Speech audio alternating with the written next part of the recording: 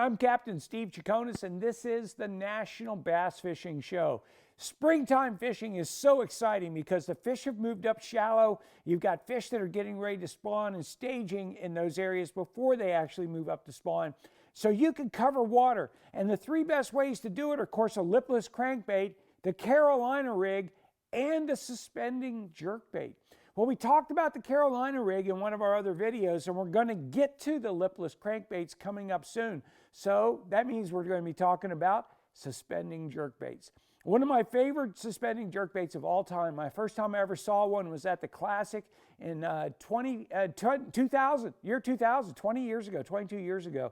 So I was there and I saw the Luckycraft booth, and I loved throwing jerkbaits. Back then, we were trying to get jerkbaits to suspend. So we would drill holes at them, stuff lead. We would wrap wire around the hooks. We'd put water at different temperatures and see what the baits did at different temperatures. And we tried, suspend dots, suspend strips. We did everything trying to make a bait that would jerk like a minnow and then suspend when we stopped. By the way, most of those minnow type baits, those things were floating baits. They were considered topwater lures. But we started winding them down, twitch, twitch, pause, twitch, twitch, pause, and we could do what we called the death dance. Make it look like there was a minnow that was dying.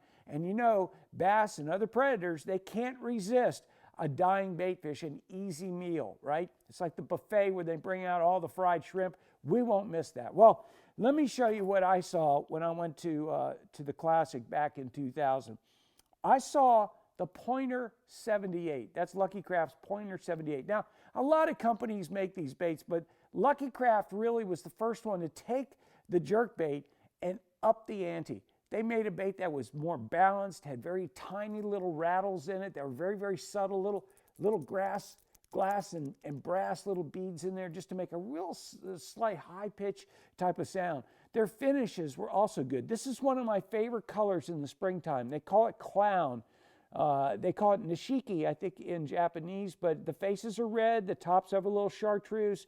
You have a little bit of white in it, some more red in it.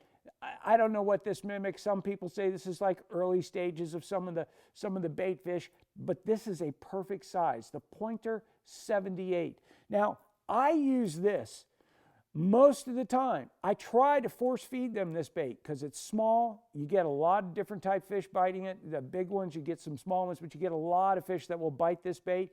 It works very, very good in clear water. I like clear water. When I say clear water, at least 3 feet of visibility. And that's, I figure, in multiples of 3. If I'm fishing 9 feet of water, I want to have a bait that they could see 3 feet deep and 3 feet under it, 3 feet all the way around. So they'll see usually about 3 times that 3 feet. So that's an easy zone. I could go 9 feet below it, 9 feet above it, but this thing only goes down maybe about 4 or 5 feet deep, maybe 6 at the best. So I'm looking at water that's basically 3 times the depth of visibility, okay? If the water is 2 feet deep, 6 feet of water, so that'll work really well. The other thing I like is chop on the water. Very difficult to catch fish in clear water, especially if you got 9 feet of visibility, 10 feet of visibility. They can see everything, including you. And the bait fish can see everything, including the bass. So nothing happens. It's a stalemate. Everybody's sitting tight. The bait fish don't want to move, and the bass aren't going to move because they know the bait fish are hard to find because they're not moving around.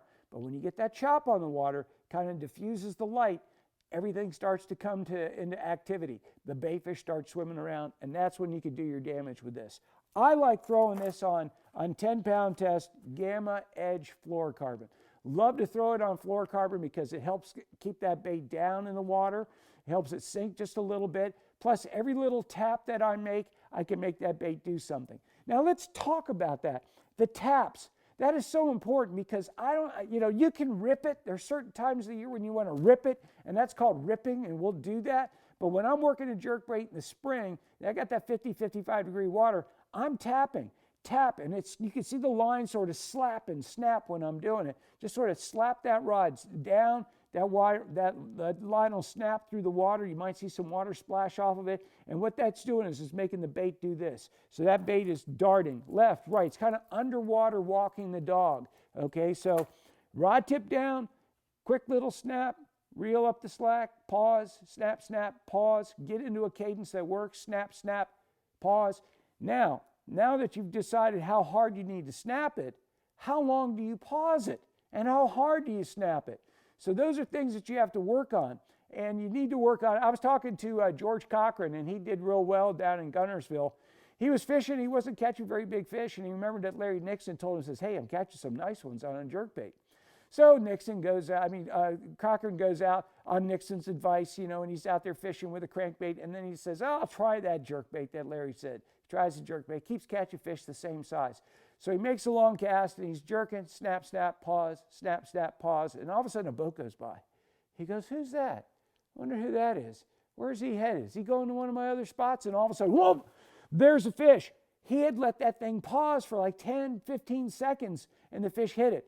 You sometimes have to do that. Try to be patient. Try to do that. Find out how hard to make your taps, and then how long to make it pause, and how many taps in between each pause. These are all things that will trigger a fish into biting. Now, I said I like to do that if the water's perfectly clear.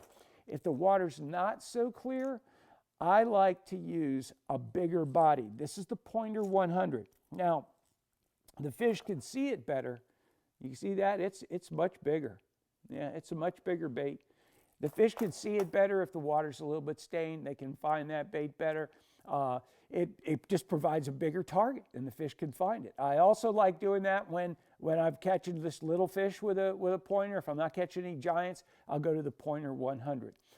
If I want to keep the bait from going as deep, I'll beef up my line. Sometimes I'll go 14-pound gamma fluorocarbon edge. Sometimes I'll go to 16. Sometimes I might even go to 20 to keep that bait from going down where I want to use a big bait like the Pointer 100. There are so many jerkbaits out there.